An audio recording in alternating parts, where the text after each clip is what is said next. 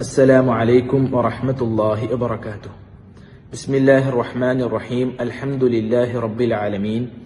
اللهم صل وسلم على نبينا محمد صلى الله عليه وسلم.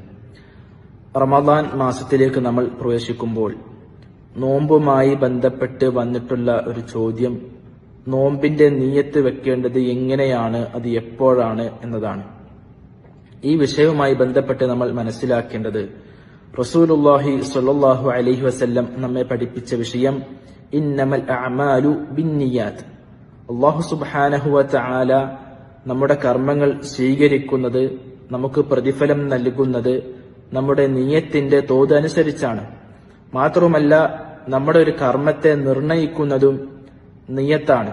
ഉദാഹരണമായി നോമ്പ് തന്നെ എടുത്ത് പരിശോധിച്ചാൽ ഫർദായ നോമ്പുമുണ്ട്, സുന്നത്തായ നോമ്പുമുണ്ട്. രണ്ടിന്റെയും സമയദൈർഘ്യവും രൂപവും എല്ലാം ഒരുപോലെ തന്നെയാണ്. പക്ഷെ എന്റെ നോമ്പ് ഫർദാണോ സുന്നത്താണോ എന്ന് വേർതിരിക്കുന്നത് നമ്മുടെ നിയ്യത്താണ്.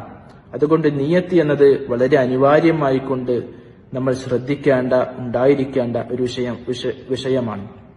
മാത്രവുമല്ല, നോമ്പുമായി ബന്ധപ്പെട്ട് റസൂലുള്ളാഹി സ്വല്ലല്ലാഹു അലൈഹി വസല്ലം പ്രത്യേകം പഠിപ്പിച്ചത് മല്ലം യജ്മിഅ സിയാമ ഖബ്ല അൽ ഫജ്രി ഫലാ സിയാമ ലഹു. ഇമാം അബൂ ദാവൂദ്, തിർമിദി, നസായി റഹിമഹുമുല്ലാഹ് ഉദ്ധരിച്ച ഹദീസാണ്.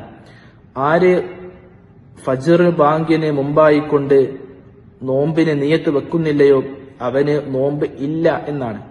ഈ ഹദീസിൽ നിന്നും രണ്ട് വിഷയങ്ങൾ നമുക്ക് മനസ്സിലാക്കുവാൻ സാധിക്കും.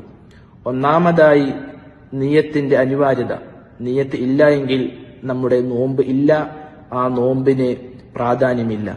രണ്ടാമതായി നിയ്യത്ത് വെക്കേണ്ട സമയം അത് ഫജ്റിന് അഥവാ ഫജ്ർ ബാങ്കിന് മുമ്പായി കൊണ്ടാണ് എന്നും ഈ ഹദീസ് നമുക്ക് മനസ്സിലാക്കി തരുന്നു. മൂന്നാമത്തെ ഒരു വിഷയം, നിയ്യത്ത് എങ്ങനെയാണ് വെക്കേണ്ടത്. നിയ്യത്ത് എന്ന പദത്തിന്റെ അർത്ഥം തന്നെ ഉദ്ദേശം എന്നാണ്. ഉദ്ദേശം ഉണ്ടാകുന്നത് നമ്മുടെ ഹൃദയത്തിൽ നിന്നാണ്.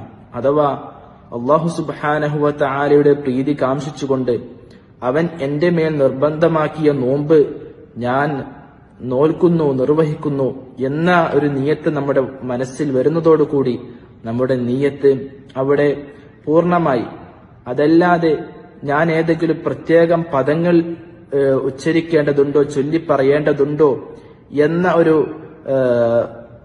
സംശയം നമുക്ക് ഉണ്ടാകേണ്ടതില്ല. കാരണം റസൂലുള്ളാഹി സ്വല്ലല്ലാഹു അലൈഹി വസല്ലമയിൽ നിന്ന് ആ നിലക്കുള്ള ഒരു മാതൃക നമുക്ക് വന്നിട്ടില്ലാത്തത് കൊണ്ട് തന്നെ പ്രവാചകന്റെ മാതൃകയെ പൂർണ്ണമായി അനുധാവനം ചെയ്യുന്നവരാണ് നമ്മൾ എന്നതുകൊണ്ടും നമ്മൾ പ്രവാചകൻ സ്വല്ലല്ലാഹു അലൈഹി വസല്ലമ ആ വിഷയത്തിൽ പഠിപ്പിച്ചതെന്തോ അത് സ്വീകരിക്കുകയാണ് വേണ്ടത് എന്നാണ് നമുക്ക് ഈ വിഷയത്തിൽ മനസ്സിലാകുന്നത്.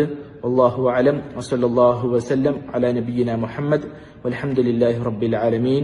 അസ്സലാമു അലൈക്കും വറഹ്മത്തുള്ളാഹി വബറകാതുഹു.